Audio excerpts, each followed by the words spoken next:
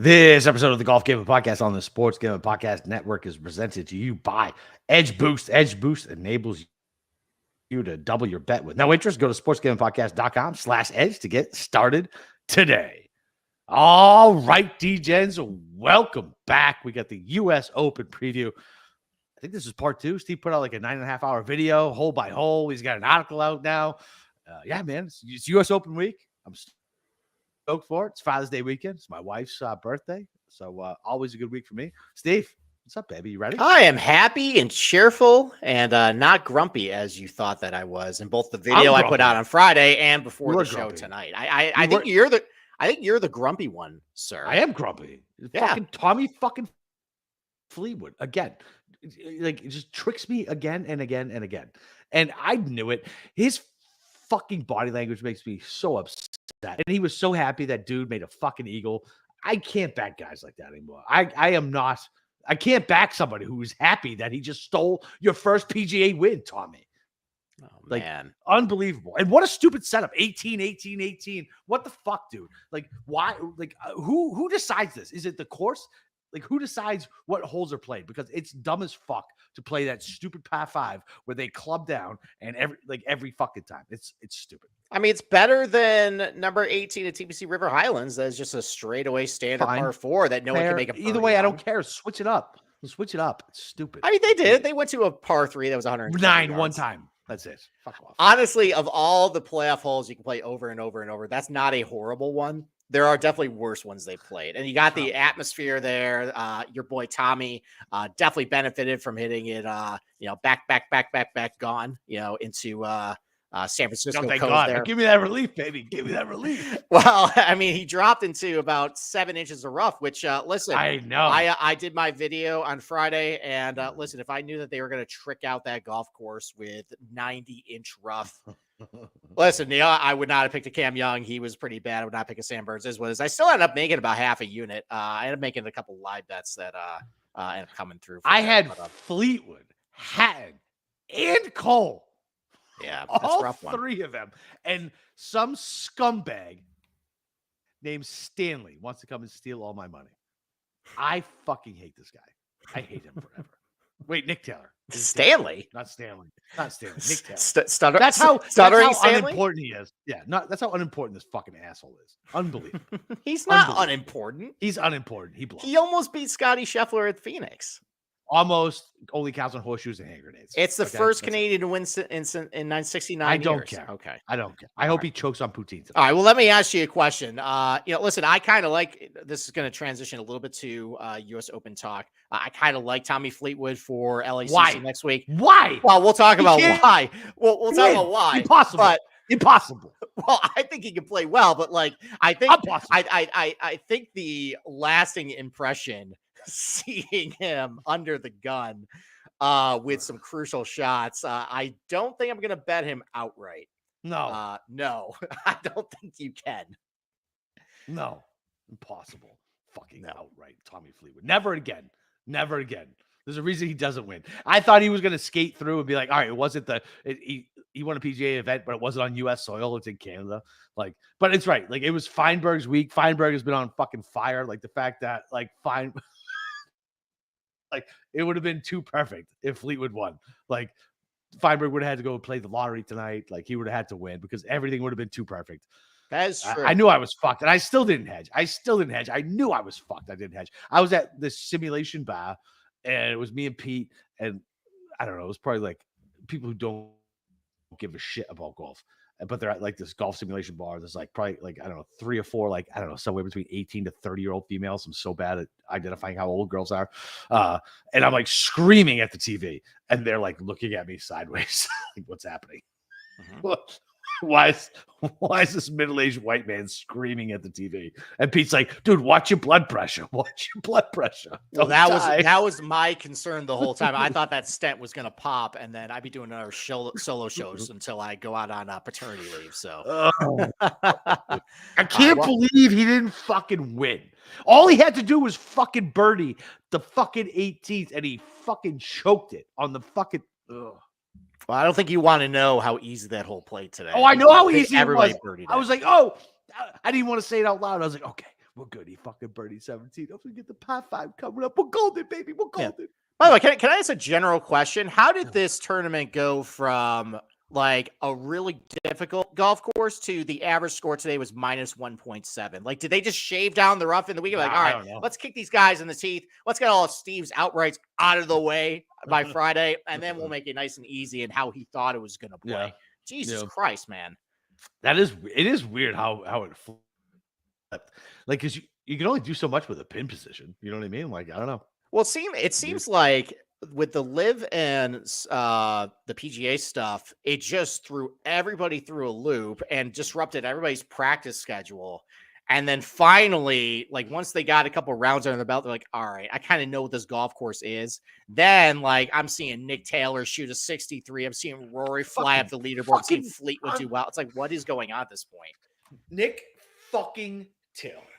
Well, I mean, the only thing I did get right this week was doing a Sanderson comp, and Nick Taylor won that at one. So, hey, listen, you should have went with Nick Taylor. When was that? It was like 9 years ago. When the fuck did he win the Sanderson about a comp? decade ago. God damn it. Still counts. I hate bet. This sport is so stupid to bet on. It is what are we stupid. doing? What are we doing? It is stupid. We're making you're mad at yourself for not what was Fleetwood's odds? 22 to 1. 22 to 1. Okay, so you're mad at yourself that something with like a 4% probability didn't happen. Yes, I know. And then I had Hatton at 12. I had fucking Cole at 90 who went out and fucking posted a number today. Well, you know what? Like, you know what, man? It's like before I hit Hovland. You're right around it. Yeah, like you're right around it. You're due. And Yeah, you know what? right. I think I got a much better scouting report at this place than Oakdale because I've actually seen golfers play this place. So I think I have a little bit. I think I'm going to point you in the right direction. It's also the U.S. Open. There definitely is, as we'll talk about tonight, a very kind of distinct guy who's been winning these things. So we'll go over the trends. Why don't we take Patrick Reed's number looks very, very nice. Well, let's talk about him before you go. I'm just saying him. It's very, very nice. That's all I'm saying. It is very nice. So why don't we take a short little break and then we'll start getting into it. All right. Well, listen, this episode is supported by Edge Boost. Edge Boost is the world's first bet now, pay later Visa card. Edge is currently offering up to $2,500 in betting advances, which can be extremely valuable tool. Imagine what you can do with an increased bankroll. Get down on some of your favorite futures without tying up your bankroll for months. Double down on your favorite bet, or even use to create an awesome middle hedge. We don't hedge here. It's gross. Hedge Boost isn't some sleazy loan shark named Vito or Vinny. No offense, Italians, but, shoe fits. As they charge zero interest. Do you know of any way you can access more of your money with a place on your favorite bets without paying any interest? Edge Boost can also be a part of responsible gambling plan as you set up a daily, weekly, monthly limits across all your betting accounts in one place. So support SGPN and grow your bankroll by going to sportsgamblingpodcast.com/edge to sign up. That's sportsgamblingpodcast.com/edge. You must be 21 or older. And if you got a gambling problem, call 1-800-GAMBLER. Okay. You ready for Professor Steve to take the lecture stand? Okay. Let's go. All right. So I'm so angry. I can't believe Fleetwood lost. I'm so fucking irritated. Okay. All right. Because I let myself believe. I hate it. You did. And that's a guy with a very, polarizing, basically viewpoint you have on him throughout this history of the show. I mean, it first started out with Flaccid Fleetwood, where you were just mad that everybody kept betting him. And then you kind of felt sorry for the dude, it seemed like. And you're like, maybe he's not that bad. And now it's firmly back to Flaccid Fleetwood, which he definitely showed today. Dude, he went birdie today. I was like, let's go. Like, is he showing up? Mm-hmm. No, he's not. He's not. Okay, well, you're dancing right around the outright. Okay, so fine. It's coming. It's coming. Let's keep you in this. Okay. All right. So here's how tonight's going to go. I had my 2-hour video that went way longer than I thought it was going to go. Apparently Capper thought I looked grumpy, and I actually was pretty happy during the whole thing. You were grumpy at the beginning. I said you got happy. I think it's because I was very comfortable doing the Oak Hill video because that's right in my backyard. I know every single piece of grass on that place. So I felt very comfortable doing an hour 40 video on that. I was on the heels of kind of getting my nuts kicked in based on how I thought Oakdale was going to play. And with LACC, like I mentioned at the top of the show, and I'll talk about it a little bit more again.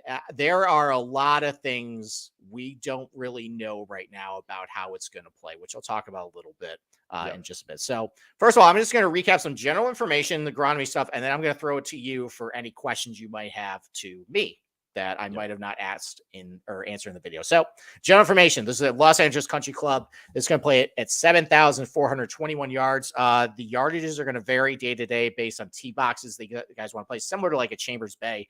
There's a lot of options to set up these different holes, which I hope the USGA is kind of creative with, just kind of throwing these guys a monkey wrench day to day. The reason why it's a par 70, though, there are 5 par 3s on the golf course, ranging from as short as 125 yards to as long as 290 yards. 300 yard par 3. I know it's nuts, but it like if you watch the Walker Cup, though, like Morikawa, I think was hitting a 5-wood into it, and he just bounced the shore of the green and it landed. It rolled up to about 20 feet. So that's when Morikawa was good. He stinks now. Morikawa did make a lot of putts that week. So stinks. Okay. Well, we'll talk about him. We'll talk about him and how far he makes it in the elimination game later. So, but anyways, if you take one of these par 3s, kind of like last week with the Oakdale I talked about, if you take one of these par 3s and add 200 yards onto it and make this golf course par 71, plays about 7,600 yards. And, comparing to some of the other yardages lately, that's pretty long for U.S. Open standards. Talk about agronomy. Tee to green, it's Bermuda rough, Bermuda fairways. There is a different type of rough around the bunkers. It is a tall fescue. And there's been, I guess, some photos going around the social medias about how deep the rough is. I believe the picture I saw was the rough around the bunkers. Yes, the social media. So how you can tell is the tall fescue. Got the book of face showing the pictures. Got the book of face showing the pictures. The snap Insta. Listen, I'm not hip to what the kids are looking at anymore. Being off Time out. Look at that cute ass baby. I can't believe Cameron made that cute ass baby. There he is. Okay, he's off screen. He's off screen, but I can't believe that ugly prick made that cute baby. Hi, how you doing? Cassie is a goddess. All right. So anyway, this is Bermuda tee to green. There is a different type of grass around the bunkers that is a fescue. I think that's the grass that everybody's kind of freaking out about. That is gnarly, though. And we'll talk about a little bit the around the green stuff. But the Bermuda rough itself, though, that's not going to be a joke either. It's 3 to 4 inch Bermuda rough, which you can kind of speak to. That's pretty tricky. I think that's as deep as what nightmare. I know that. I think that's as deep it was at the Quail Hollow PGA, where just driving accuracy, that's all that mattered that week. But I think this sets up a little different. You know who did good there? Kevin Kisner? Keegan. Think he can do well with that one? Yes. Okay. All right. Well, again, we'll see how long he lasts in the elimination game. He doesn't last long because he blows. No, actually, you might be surprised. Okay. So anyway, it's 3 to 4 inch Bermuda rough just in the fairways. Tall fescue around the bunkers. Now, there have been a couple areas where the USGA has actually added rough. I do want to make an addendum from the video. I said on 18, they added more rough to shrink it in about 30 yards. Well, it seems like based on player comment, they did not like that. And so they end up actually getting rid of all that. It's now going to play as wide as what it is in the Walker Cup, which honestly is going to play much better at this point. Based on some different pin positions, it's going to create a lot more drama on 18. I think that was the right call to make it about a 45-yard wide fairway instead of 30 yards up the hill. That would have been a nightmare. So, All right. So that's some general information. I have some executive summary bullet points, but let's throw it back to my co-host. I think you stuck around for the entire 2-hour video. I did. Thank you. I appreciate it. I appreciate you spend as much time watching that as you did with your kid watching Harry Potter today. So that was yesterday. That was yesterday. Okay. All right. Well, I appreciate that. So I guess what are some questions you might have for me that maybe I didn't get to, or anything you want me to clarify? Yeah. So one, it's hilarious to listen to you at 1.5 speed. Oh yeah, it's just hilarious. Okay. Like, because it's like, I'm like, oh my God, it's just hilarious. But no, so I asked you this too. Like, so what's it like hitting off of the Branca? Is it like super firm? Like, what is it like when you're in there? Like you said, it's like weeds and shit, but is it like hitting off of like dirt shit? Like, just like off the path and there's nothing there, or like, what is it like hitting? It's just garbage, basically. So a barranca is a dry riverbed. So it's just a lot hard. of just sandy soil with some weeds and rocks, possibly. Just you don't really want to be there. You're really gonna be. I mean, so you might go in there and it might be kind of sitting up on top of some weeds or patch of grass. Like, oh, you're okay. It might be just buried underneath something, and you're just screwed at that point. You really do not want to miss in this stuff. It can be kind of. I guess the closest comparison I can make is back at Pinehurst. You had all those sandy waste areas where you were mostly fine going into it, but you had some like plants. Well, put that on steroids, basically. You're going to be probably mostly not fine if you go into it. And maybe if you're lucky, you might be okay. I would like, there's a reason why Jeff Shackelford pointed out the barranca on every hole saying you don't want to go there. There's a reason why a lot of greens slope towards the barranca. If you miss, you don't want to be there at all costs. All right. So my other question is, all right, so obviously it's all Bermuda, which is insane for California. So what does that do to the guys who kill California? Like, does that hurt them? Like, is it nothing? Like, there has to be something because most courses in California aren't fucking Bermuda. Meanwhile, Max Homa has set the course record here when he was like an amateur. That's actually not true. So most regular golf courses there are Bermuda because it's a grass that just can thrive in warm temperatures, and it doesn't in Southern California.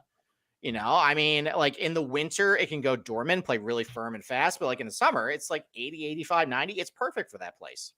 Yeah, that's true. Yeah. So like the only reason why that like you see Riviera is Kikuyu is because it actually, I think someone brought like a tractor or a piece of equipment. There was a little bit of Kikuyu on it and it just took over the entire golf course at that point. So, and then you see at Torrey Pines, when they actually play it in February, it's actually an overseeded ryegrass. And then in California, Pebble Beach, Bermuda can't survive there. It's too cold. But in Southern California, though, that's actually a very common grass. Yeah. Yeah. Okay. So like Max Homa is definitely probably comfortable playing on Bermuda. Strangely enough, Cantlay would be comfortable, but man, he has not been. No, I'm nope. Done taking the cheese on him. Fuck him. Okay. Done. All right, we'll talk about him later. But it's not as uncommon as you think. I mean, Andy Lack, our good podcast friend, his home golf course is Bermuda turf bentgrass greens. Really? So yeah, it's fairly common. So anything else? No, just keep going. Okay. I got more stuff. All right. Well, why don't we take a short break and then I'll keep going.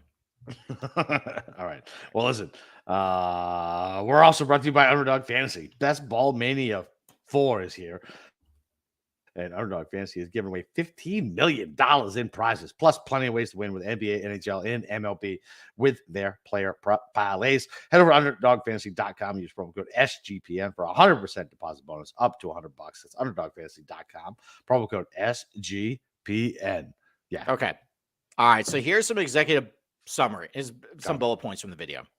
Let's talk about a little bit of the unknowns right now and kind of recap why I'm kind of in this zone of like, I don't really know what to make of this place right now. With how undulated this piece of property is, with the presence of the marine layer, maybe making a counteracting, like, you know, basic counteracting forces at this point. There was a very wet winter where they got a lot of rain back in January, February. It hasn't rained since then, though.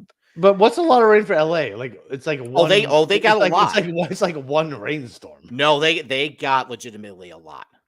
You can actually see, by the way, it never rains in LA. Well, it did this year, and actually, when they went out for media day, you can see some water in the barranca where actually it was feeding water down away from the property. Okay. Yeah, and you like so, and that the no laying up video where they played LACC, I was like, man, that looks muddy. It looked green and just looked really soft. Max Homa talked to Jeff Shackelford a couple weeks ago. I think he tried to go out the week of maybe the Memorial or maybe before Colonial. It was after the PGA, and somebody told him, "Hey, don't go out here. It's soft. You're not going to learn anything." So up until a couple weeks ago, it was soft. You also have the USGA planning some more rough in places where it wasn't, and in order to do that, it's been colder temperatures there the last couple months or so. It's harder to grow rough, so you need a lot of water to do it, which at that point, you don't really want really bright green rough with some dormant rough over to the side where it was and dormant fairway. So it's possible they might have been watering all the fairways too to make it kind of green. The marine layer also can affect how far the ball carries in the air, but if it's not there, it might carry a lot farther. So there's, I think, a question of how firm this turf is going to be, which affects how long this golf course is going to be. If this marine layer is going to stick around, if it doesn't, I mean, that could make it a little challenging as far as how, I guess, from my standpoint, what types of shots these guys are going to hit. Is this going to turn into like worst case scenario? This is just, these guys aren't getting any rollout. The marine layer's there. Guys can only really carry it like 285. And at that point, like, it's going to turn into just a kind of a long drive contest at that point. But if it's going fiery, if it's firm, the ball's rolling a little bit, then it might bring in some other guys into play as far as, okay, you might want to value a certain different type of skill set. So stay tuned. You're on mute, sir. I wondered why you were fucking ignoring me. Dude, there's a ton of guys who carry over 285. Well, in a marine layer, you can't, because the air is denser. Justin Thomas talked about this, how he lost 10 to 15 yards on his carry distance by being in the marine layer. Justin Thomas can go kick rocks. Well, he was in Memphis carrying a 305, and he got to Harding Park. He's only carrying a 290. He also stinks now. Well, he also does. He might allegedly stink now. But that's the point, though. Like, you especially look at a lot of these shorter hitters who might be banking on a bigger carry and a little bit more roll, or maybe a shorter hitter. Now, are we sure the marine layer is going to be there though? Well, that's the thing. Is it's there right now. It's called the May and June gloom, but a couple days next week, it's going to show pretty bright sunshine, so it won't be there. All right. So that's going to be a tricky issue. So I guess at this point, I'm going to be a little fluid as far as like how the weather's going to go. I'm going to hear what people are saying about the place. And it's really going to affect like my cut line scores and scoring props. Like, I have really no idea what to make of what it's going to be at this point, because it could be Aaron Hills where it's short, softer, receptive, or it could turn into Shinnecock very quickly. And what happened at the Walker Cup, because it was played in September. I mean, these guys are amateurs, but it played brutally difficult. It could play on that end of the spectrum, or it could be Aaron Hills, or it could be somewhere in between. Great. Yeah. Great. So that's the problem.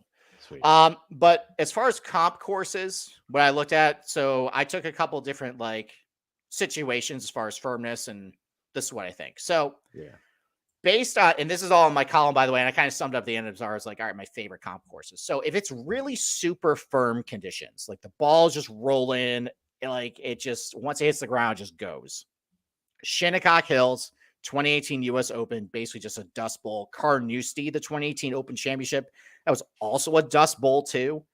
And Carnoustie had no weather. Well, this one, no.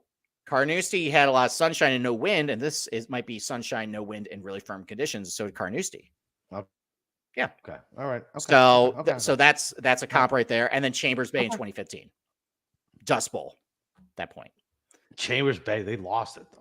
I'm talking about if it's really super firm conditions, that was that place. Right, but what I'm saying is like we're not in danger of losing. I think you're missing my point in this exercise. I'm only talking about firm golf courses. Right. Okay. So Shinnecock Hills, Carnoustie, Chambers Bay.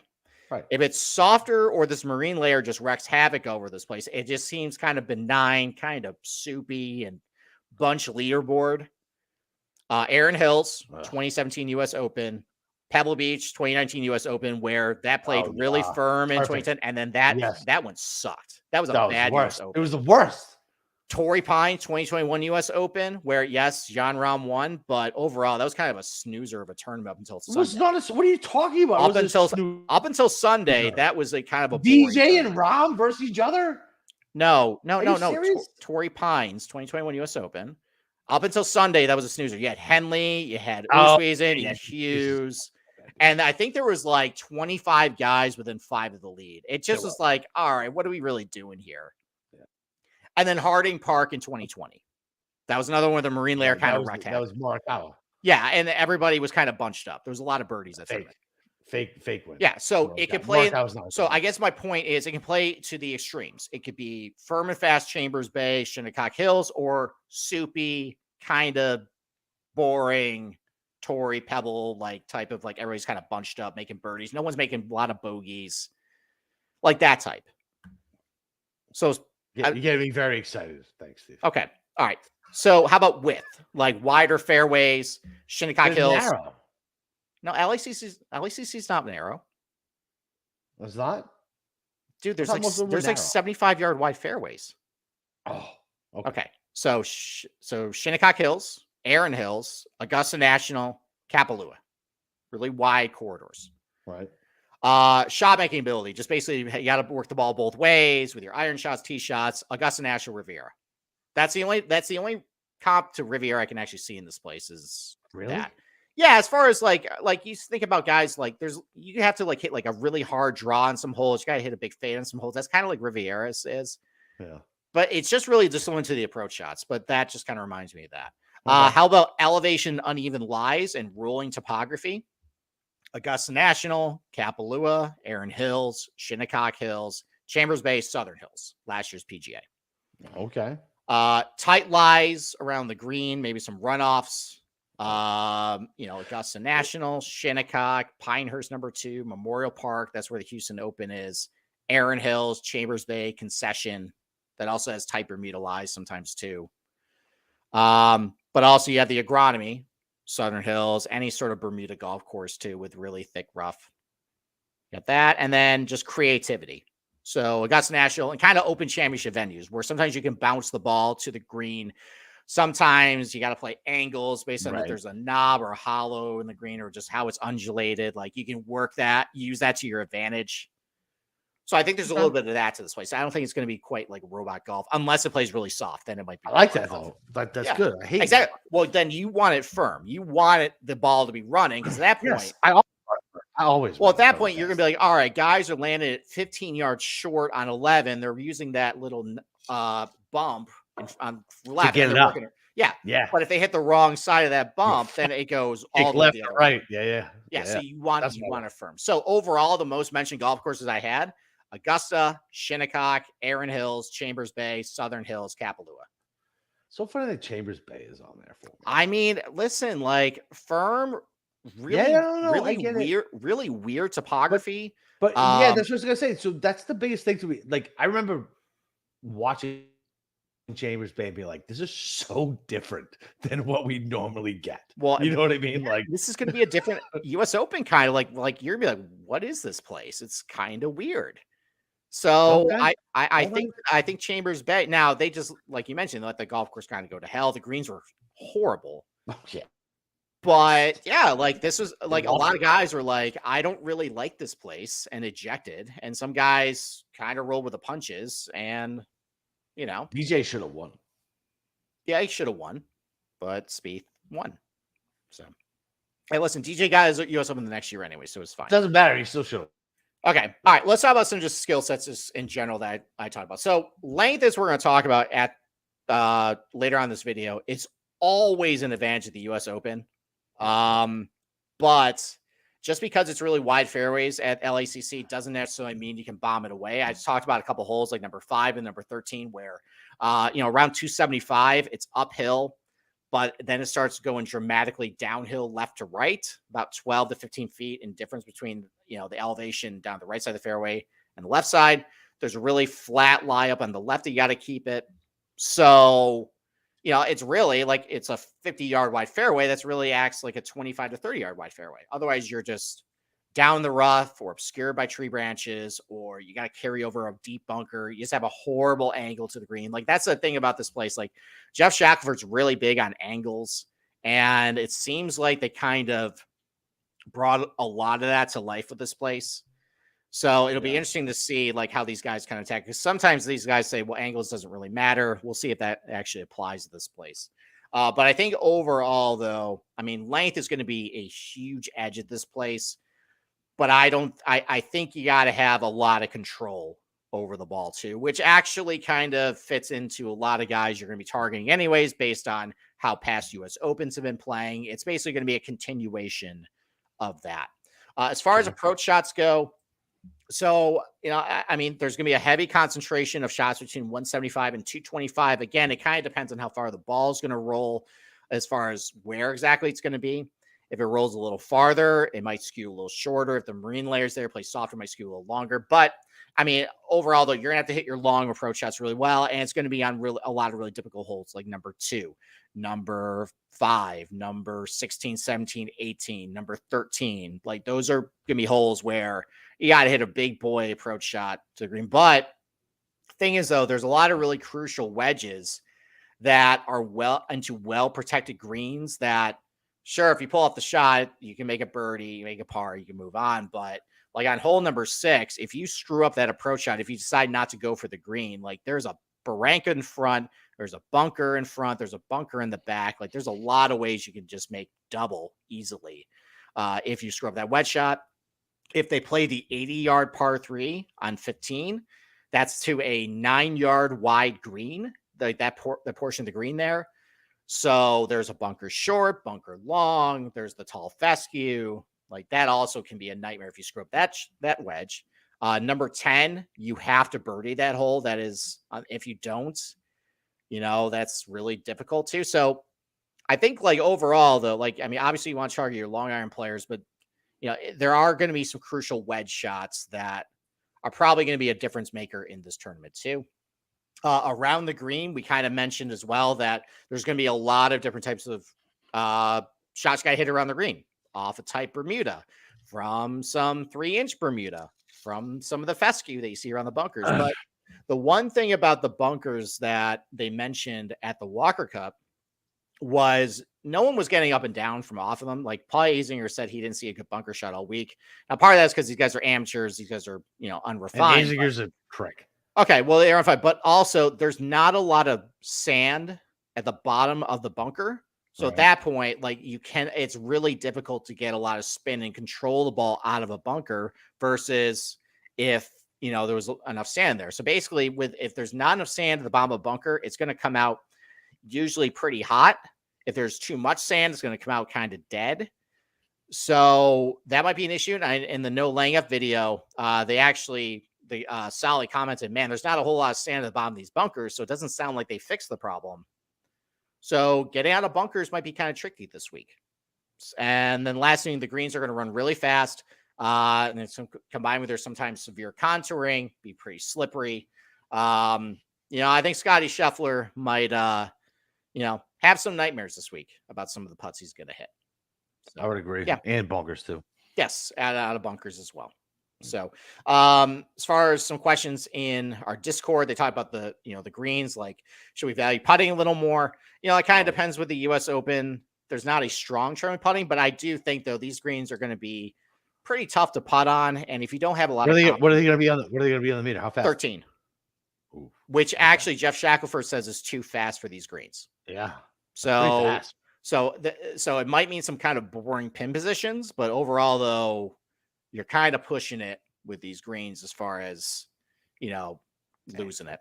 And then should we value around the green? And then does he think we should value around the green game more heavily? Yes, I do. That's not just a trend, I think, for this place, but that's actually a trend for most US Open venues that we'll talk about in a little bit. Actually, we'll talk about it right now. So let's talk about trends. Okay. Let's do. Are we doing the show now? No, we're not doing the show right now. We are doing. So I have a list of what Cam's got a newborn. He's waiting to throw up an Excel spreadsheet. Okay, well, he's gonna have to wait a little bit. So throw it up anyway. Okay.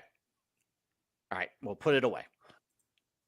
There you go. Put it away, Cam. Stop playing with it. All right, we're gonna talk statistically first. End up with kids. And then we'll do our elimination game. Okay. All right. I want the elimination game. I know you do, but you're gonna sit through my little spiel right here. So I have what everybody has been doing coming into the U.S. Open since 2009, going all the way back to Lucas Glover. So on average, the guys coming into the U.S. Open who ended up winning were averaging about 1.16 strokes per round tee to green before the victory, and the average PGA Tour ranking at 24.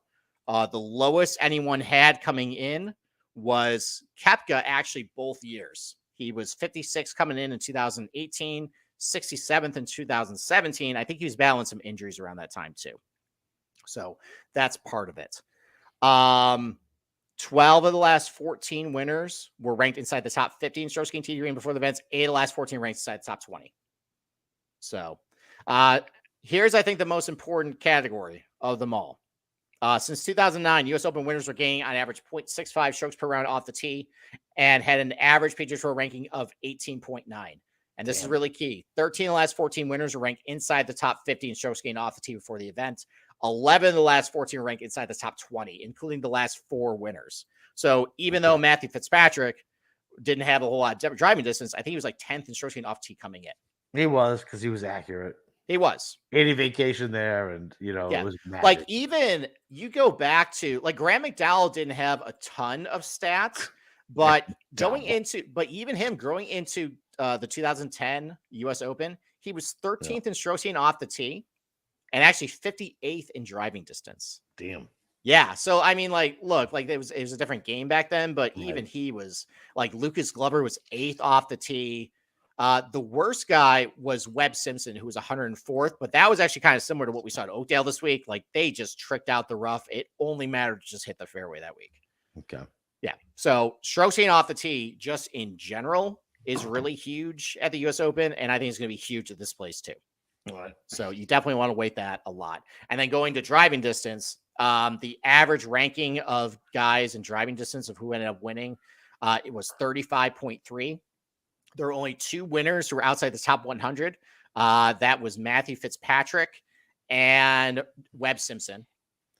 And then Matthew Fitzpatrick actually broke a streak of 6 consecutive U.S. Open winners who were ranked inside the top 25 in driving distance leading into the tournament. And 5 of the last 7 winners were inside the top 12.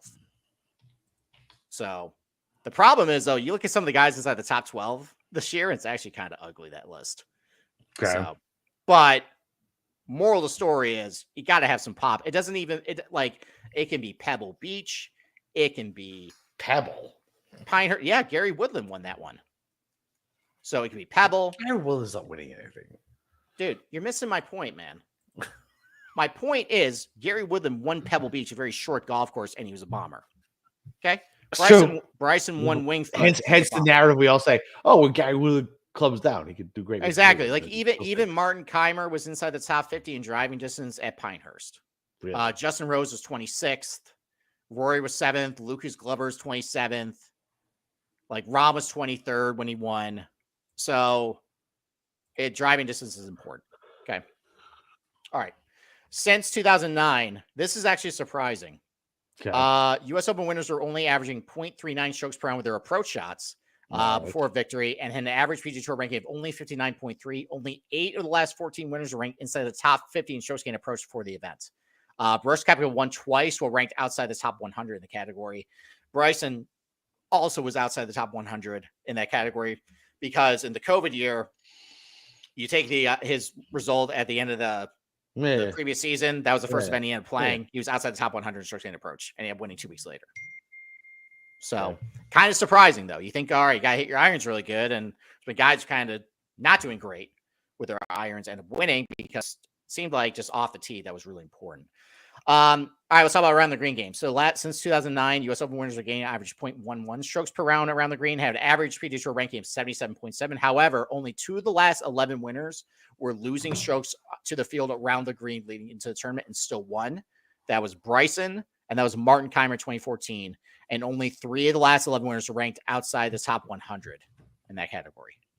So something to keep in mind with some popular guys who might be struggling around the green, which I think might be pretty difficult this week. And then putting, a lot of pretty good putters have actually won this thing. They're gaining about 0.2 strokes per round and an average PGA Tour ranking of 65.3. 10 of the last 14 winners were gaining strokes putting, leading to the tournament. 6 of the last 8 winners were ranked inside the top 70 in putting.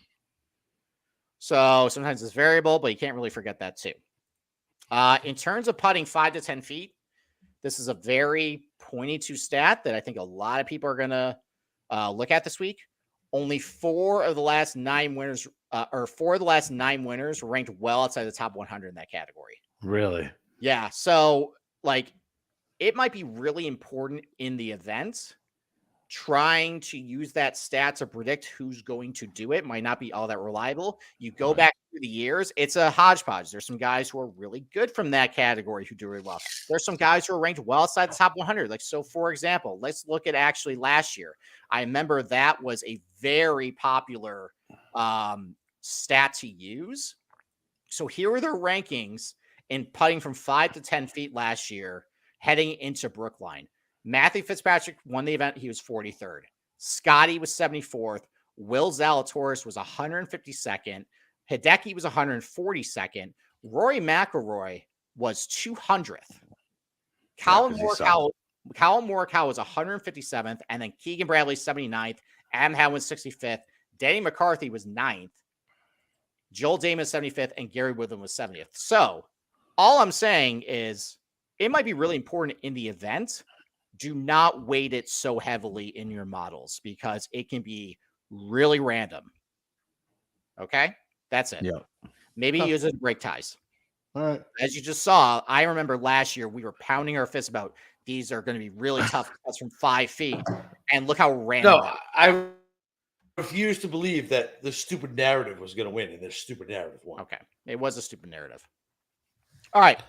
When he vacationed here as a child, he knows the greens, it's going to win, and then he fucking won. I know. All right. So what we bet on is fucking ridiculous. So now we are going to get into the game. So Cameron, wake up. Now we're going to get to the elimination game. Okay. All right. That is the wrong screen. There we go. Yay, Excel. All right. So, technically, I have guys going back all the way to 2008, but that's Tiger. But that's Tiger Woods, and he fits every single category, so it's not useful. So we're only going back to 2009. So since 2009, that's fucking 14 right, years. I know. Don't worry, we're going. Okay. All right, fine. Since 2009, every U.S. Open winner has had a top 10 in one of their 5 tournaments leading in. Now, remember, we had to figure out what to do with LIV. Yeah, with the LIV. Yeah. We are going to use a top 5. Okay. That's the criteria. So here are the guys who are out. Ready, Cameron? Jason Day. Okay, wait. Colin Morikawa, you're out. Yeah, you suck. You suck. Fake winner. There you go. He's out. There you Justin Thomas, you are out. Stinks. Shouldn't he use what is a slur? Is that the correct word? Should use a slur. Or a tampon with Tiger? No. The F word. The bad one. That was like 3 years ago. Fine. Justin Thomas. You should never use that word. You should never use that word, by the way. Exactly. Why are you defending Justin Thomas? Okay. All right. Can I keep chopping, guys? Maybe. Hideki's out. Yeah, of course. Should not have blown it at the Memorial. Shane Lowry, you had your opportunity this week. You're out. He stinks. Okay. He stinks. You want to talk about another guy who stinks? Yeah, putt with a fucking lick. God. Here's another guy who stinks. Cam Young, you're out. Yeah, because this Cam Young stinks. Yeah. He's up at the top. I can't believe fucking Fleetwood lost. I know. That would help me in the one and done. I don't even know what that does now. Well, at least you have Sam. At least you have Sam Burns. All right. Yeah, but the point is like I need to catch. All right, let's keep chopping, guys. Okay. All right. Tom Kim, everybody's darling Can last year. Can we get to Tommy Fleetwood? Can we piss on Tommy Fleetwood? Not yet. Sahith Theegala, Stinks. you're out. Stinks. You were out. Wild though. Here we go. Wild. Keegan Bradley, you're out. No. He's not had top 10 you're in a a horrible while. person. And Gary Woodland, you're out. Fine. There you go. He's towards Why the is bottom. Matt Fitzpatrick still there? Because he had top 10 recently. Garbage. He did. He had top 10 in Memorial. Okay. I like the sad face next to Keegan. Thanks, Keegan. All right. 13 of the last 14 U.S. Open winners made the cut in their last start. And then we're going to go with LIV. You had to finish inside the top 24th or better. Class. Okay, sir. We did this with the PGA, and this worked for Brooks Koepka. You had to finish inside the top 24. Okay. Fine. Tony Finau, you're out. Yeah, he stinks. Dustin Johnson was horrible in his last LIV event. He's out. Okay. Sam Burns sucked this week. Thank you very much, sir. You're out. Stinks. Jason Day. Was he your FOMO bet? No, he was my one and done pick, though. I didn't have very good options for this week. It was either Hatton or Burns, and I picked Burns because I want to save Hatton. It doesn't matter. I want to save Hatton, too. That's Okay. why I picked Fleetwood. All right. Well, Jason Day, you're out. Joaquin Neiman was horrible his last LIV event. He finished like 35th. Yeah. He's out. No. And so was Patrick Reed. Was he? Yeah, he's been bad lately. The U.S. Open, though. I don't know. I mean, but it's U.S. Open, played well at the PGA. I'm gonna sprinkle. Okay. All right. 13 of the last 14 winners have at least one win in the last 2 years, either on the DP World Tour or the PGA Tour. Okay. Terrell Hatton's out. Yep. That could have saved him this week. Bryson hasn't won in over 2 years. Fleetwood, get the fuck out of my face. Connor, just get the fuck out of my face. Ricky Fowler, you're out. Wyndham Clark. Oh, Windy actually just won. Yep. Adam Scott. Okay, it was Wyndham won. Nothing. Oh, Adam, nothing. Why is Tommy still there? Get rid of fucking Tommy. Tommy won. Tommy won on the DP World Tour last year. Ugh. Okay. Adam Scott, you're out, and Mito Pereira. You should not have been electrocuted last year in the 18th tee box. You are out.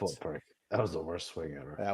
That was the worst swing ever. I saw, like, I just had a heart attack, and like I'm like trying to fix my swing, and I saw it with Pete. I was like, oh my god, it looks terrible. All right, so as you can see, if you're watching on video, you can see on the screen here who's left. I mean, most of the heavy hitters are still here, no surprise, but there's some other guys down the board that are still remaining. All right, Cam Smith's winning. 13. Easy. Let me get through this.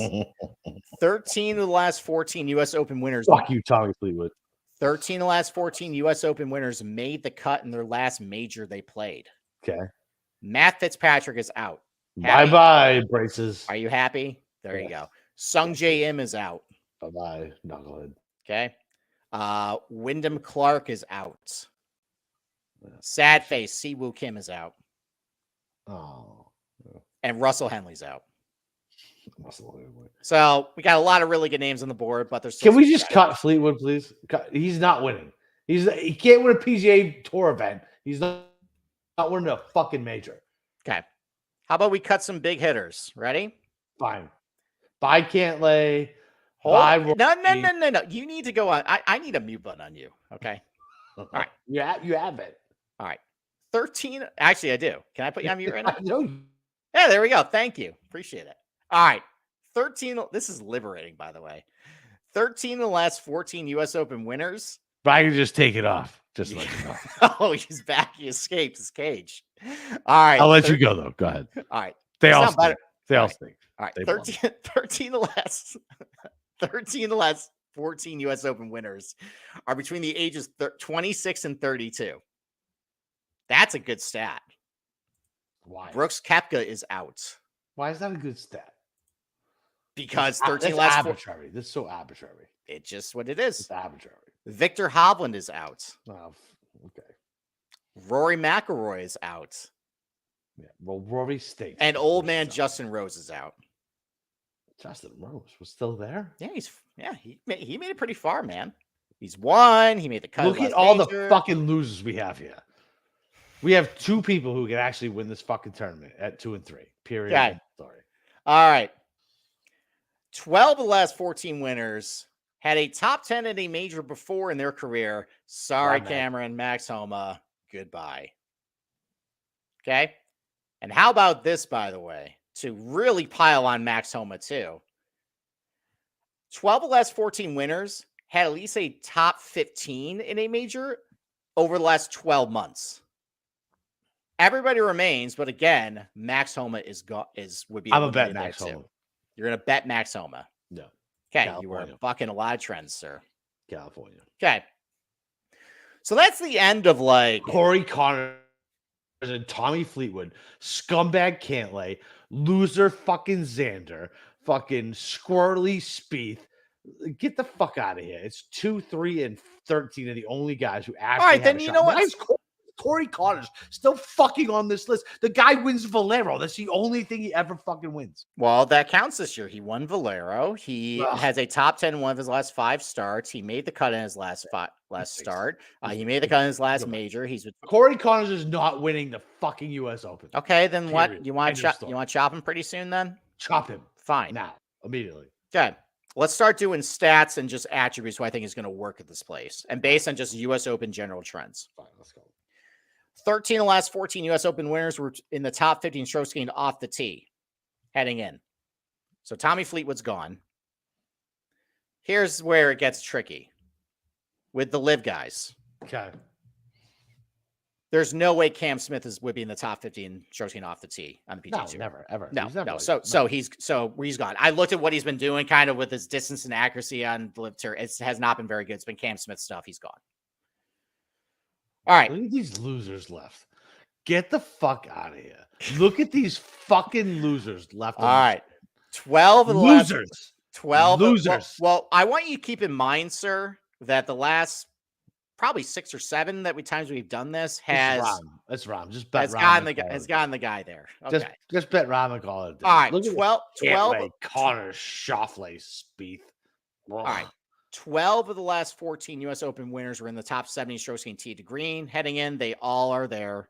We don't eliminate anybody. Okay. All right. Can we get rid of Corey Connors other than the 12 of the last 14 12 of the last 14 US Open winners were in the top 70 in driving distance heading in. Corey Connors is gone. And here's the thing. Xander Schauffele is 71st right now in driving distance. Bye. He stinks too. He fucking stinks. He stinks. So he's right on the edge. He stinks, Jerry. He stinks. Okay. So we were left with 4 guys. Yeah, Schotty Scheffler, John Rahm, Cantlay is not fucking winning, and Jordan Spieth. Spieth is not winning. Scotty Scheffler, if he can make a fucking putt, forget about it. It's fucking Rahm. We're gonna have to eat the goddamn chalk and bet fucking Rahm. Unbelievable. Okay, well maybe let's eliminate one more guy. Okay, well you want to eliminate Rahm? Got to eliminate him. 12 of the last 14 U.S. Open winners were in the top 70 in strokes gained around the green. Yeah. Who do you think we're eliminating here? Rahm. No. Spieth. No. Oh, Cantlay. Well, Cantlay and this is what I want to make with this point. I have seen way too many times when he goes to a Bermuda golf course, he sucks around the green. He stinks. He's bad. I don't care. You were in front of everybody with that. You were in the forefront of calling Cantlay stinks on Bermuda. Yeah. Like you were the first one to call it. Yeah, I mean, first one for what that is usually his weakest part. Anytime he goes to a Bermuda golf course, is around that green play, and he's been just bad this year in that category. Out. So there you go. Fuck Cantlay. All right, so now we're left with 3 guys. 2 best players on the board, and Jordan Spieth. Yeah, it's Rahm. It's Rahm, man. So you're betting Rahm. Yeah. Okay. I've seen Rahm. I've seen 11 on Rahm this morning. I bet that. You would bet that. Okay. Well, that's the end of the game. And Homa. Why are you betting Max Homa? I don't know. Just you don't know. No, Scott. So you're gonna bet 25 to 1 Max Homa. No, I gave it 30. I've seen 30 at best. Dude, I thought I saw deeper than 30. So maybe not. I don't know. Whatever. We'll talk about it. There were opportunities to get Max Homa at like 50 to 1. Oh fuck! I don't give a shit about. I don't care about that. I don't care he's like 30 to 1. I could bet him 6 months ago. Blah blah blah. And I fucking tie up. All right. So have you bet anybody so far this year? No. Okay. Let's just go over how many guys satisfied all the criteria. And I think the last 10 I've been doing this, they've been at least either perfect or they missed 1 or they missed 2. Yeah. Okay. So here's the guys. The guys who are perfect: Scotty Scheffler, John Rahm, Spieth. Boo. Okay. The guys who are missing 1. Oh, Spieth. What is Spieth's number is that? Well, that's very interesting. He has driving distance. He's good around the green. This might be you got to use creativity. Some maybe. But Tommy mushed me, so fucking there's no fucking way Spieth can win because Tommy mushed me. He literally texted me, "Don't worry, Tommy's gonna win." He texted me that. Now, I guess the question during the fucking playoff. So the question is if this is one where you got to have some sort of control over your tee shot, does Spieth have that? There also is the injury that he's had lately, and his driving distance numbers have suffered. Yeah. So we'll see. The guys who are missing 1: Patrick Cantlay, Xander Schauffele, Rory McIlroy, Matt Fitzpatrick, and Tyrrell Hatton. Tyrrell's only missing that win. Do you think Tyrrell Hatton? What if Tyrrell wins? Do you think Hatton has the mental capacity? What if Tyrrell wins? Place? Yes, I absolutely do. Yes. Dude, he's a killer, man. Anybody who gets that upset about shit, he's got a lot. Killer. He's got a lot of things I like for this place. I just worry about what's going on up here. Dude, that is the killer. That is when he gets mad about shit. I'm telling you right now, that's the person you want. You want that type A personality where hey, listen, it's not perfect. I am fucking upset. It's not perfect. Hatton is intriguing to me. I'll bet him. If Fitzpatrick didn't win last year, I would be intrigued with him too. But he won last year. I don't think he's going to actually repeat. Oh, did we lose Capper? Oh, that's too bad. Great. I don't have anybody interrupting me right now. All right. And then the guys with 9, Corey Connors, Brooks Koepka, Victor Hovland, Cam Smith, Tommy Fleetwood, Adam Scott. So who do I think is capable of winning the U.S. Open? I think maybe like 8 guys. I think you got your Schefflers, your Rahms. I think Spieth, you got to throw in there. I think you got to include Cantlay and Xander. I mean, you can't ignore that Cantlay hits the ball really good. He's got a lot of length. He has good knowledge about this place. Xander, a lot of the golf courses I mentioned at the top of the show, a lot of good track record at, like Shinnecock Hills, Erin Hills, Augusta, Kapalua. His around the green game has been pretty good. I've actually noticed too that unlike Patrick Cantlay, his around the green performance on Bermuda is actually okay and decent. Maybe I've been a little unfair to Xander on Bermuda golf courses. So we'll see. I think Brooks can definitely win. Really, the only thing he was missing was his age. And I don't think his scrambling is all as good as what he used to be. But that I'm estimating at this point. I don't actually know. That was the only thing I knocked him on was his age and the around the green play. And Hovland, I think he can win. But I think it's 8 guys I'm basically choosing from at this point. And that's it. Like, I thought about Bryson. I don't like him on golf course with well, that's the thing. Stop. I don't like him on course. I was intrigued, but I was like, you know what? Like, do I want him on courses with uneven lies? Never. It never works out for Bryson. So no. I think he's out. Cam Smith, I think he can play really well. I don't think he's going to win though. I love it. That's really it though. Like I'm done betting Finau. I'm done betting Morikawa. DJ hasn't been all that great this year. Can't lay. All right. I think I'm considering. Oh God damn it! You're gonna do it. I might bet Xander again. No, you don't. No, you told me to electroshock you. I know. Well, I don't. He doesn't win. I don't see any electrodes in my body right now, so you can't do it. Yeah, listen, your garbage plate gave me a fucking heart attack. I could fly back up there and put some. No, it's because you had baked beans instead of mac salad, sir. Okay, that's the. Oh yeah. That was Rochester karma coming after you. Yeah. Exactly. Yeah. Apparently, that was the highest cholesterol baked beans everyone's ever eaten at that point. Just that's what that did. I mean, I think if you ask me to choose between Cantlay and Xander, I think I'm choosing Xander. Why? They both suck. I think because I've seen Xander do well at Shinnecock Hills. I've seen him do well at Erin Hills. I've seen him do well at Carnoustie. I've seen him do well at Augusta. We're talking to Jeff tomorrow, yeah. And I think Xander, I should give him more credit for his around the green performance on Bermuda. And once I looked into it, it's actually okay. More credit for not winning a bunch of shit. Great. Yeah. Okay. Great. And then Spieth is definitely I'm considering. I think I'm just not going to bet Scotty or Rahm. I'm just going to be that loser that just says, you know what, I'm not going to bet either. Rahm, and I think I might bet Homa.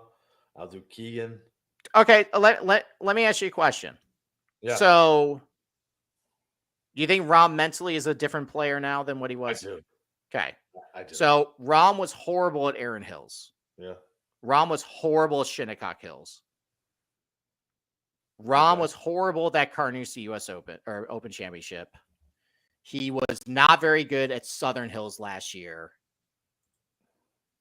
So I just think that was a little concerning. I think he's a different cat, man.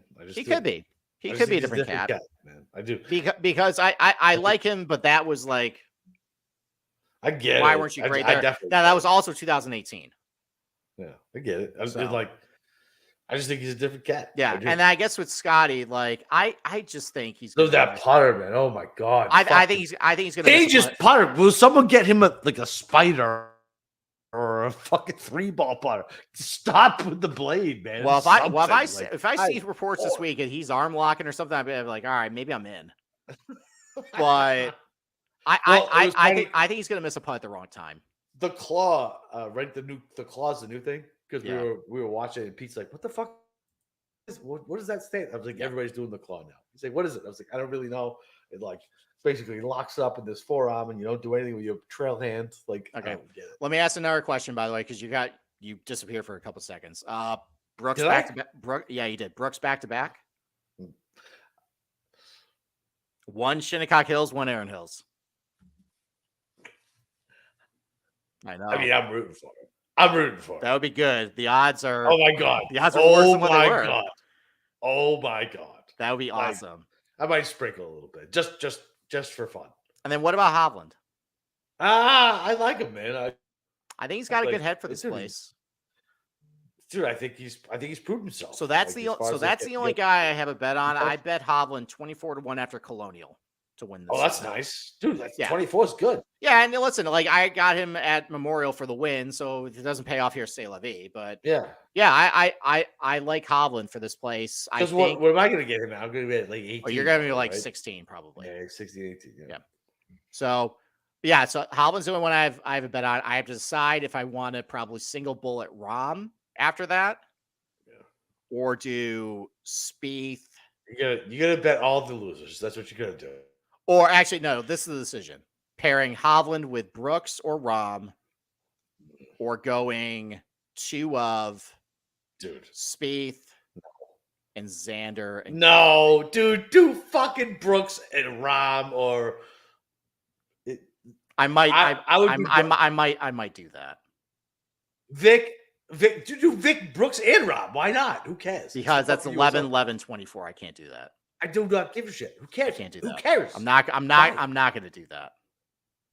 Who cares? It's the US Open. You can overexpose yourself.